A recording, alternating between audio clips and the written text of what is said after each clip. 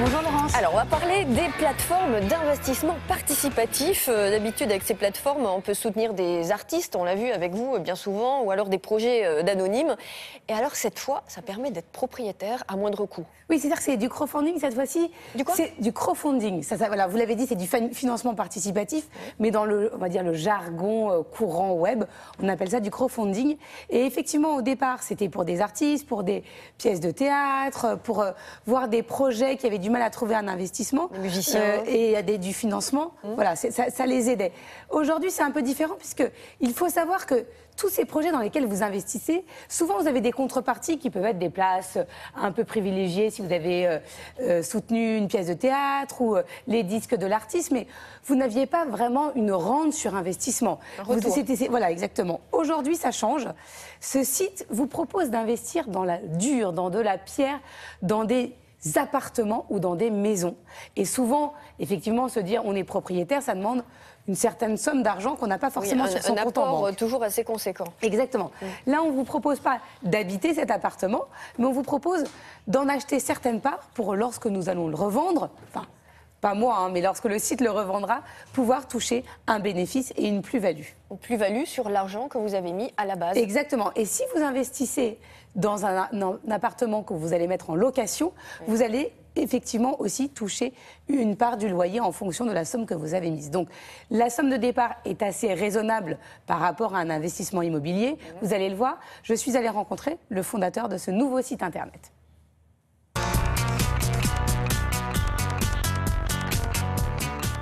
Crowdimo, c'est la première plateforme d'investissement participatif qui permet au grand public d'investir dans l'immobilier existant avec un ticket d'entrée de 1 000 €. On propose 3 segmentations différentes. Un investissement sur du court terme avec de la rénovation immobilière de 6 mois à 3 ans maximum sur des biens existants. De l'investissement locatif de 5 à 9 voire 10 ans sur certains projets avec un bien qui va être acheté par plusieurs investisseurs ensemble et ils vont toucher leur loyer ensemble et une plus-value éventuelle à terme. Et un investissement sur du long terme avec l'investissement en viager qui peut être un petit peu plus risqué mais beaucoup plus rentable puisqu'il promet jusqu'à 6 à 8%, parfois même plus, de rentabilité annuelle sur l'investissement initial fait.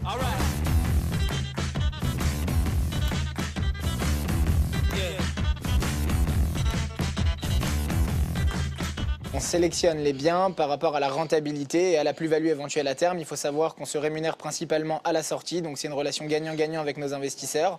Il y a une petite commission qui est partagée à l'entrée avec l'agent immobilier qui va nous apporter le bien. En cuisine aménagée. Ici ensuite. Et on prélèvera de 10 à 15% sur la plus-value initiale. Donc notre but, c'est vraiment qu'il y ait une plus-value à terme sur chacun des projets. Pas de souci là-dessus. Nos critères de sélection sont dans un premier temps l'emplacement, qui doit être un emplacement de premier ordre, la plus-value éventuelle si c'est un bien dans la rénovation. Et il y a des experts qui vont faire des études, savoir quel est le potentiel de plus-value en fonction des prix du marché du secteur en question. On a énormément de demandes, on peut dire qu'on prend moins de 3%, 4% des biens qui nous sont proposés.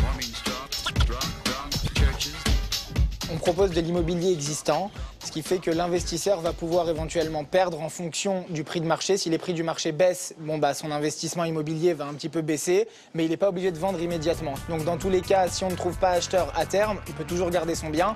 En aucun cas, il ne peut tout perdre, c'est impossible. Alors, rentabilité à moyen terme ou à long terme ? Exactement, et comme vous me posez... C'est quoi ? C'est 5 ans, c'est 10 ans ?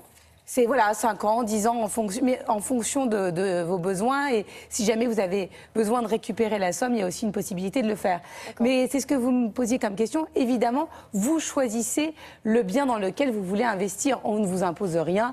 Et en fonction de vos moyens, vous allez choisir un bien différent. Choisissez le produit, c'est-à-dire l'adresse, le type d'immeuble, haussmannien, pas haussmannien, etc. et l'emplacement. Exactement. C'est assez malin comme système. Et voilà, je trouve qu'il faut à suivre, comme on dit. Mais on parie quand même sur une hausse du secteur immobilier. Ah, on parie sur une hausse du secteur immobilier, mais en ce moment, il y a crack immobilier. Comme il vous le disait dans le reportage, ils font très attention, ils vont choisir des emplacements où depuis 20 ans, ça n'a cessé d'augmenter. D'accord, donc des quartiers touristiques, notamment par exemple si on parle de Paris. Exactement. Merci beaucoup Laura, on va passer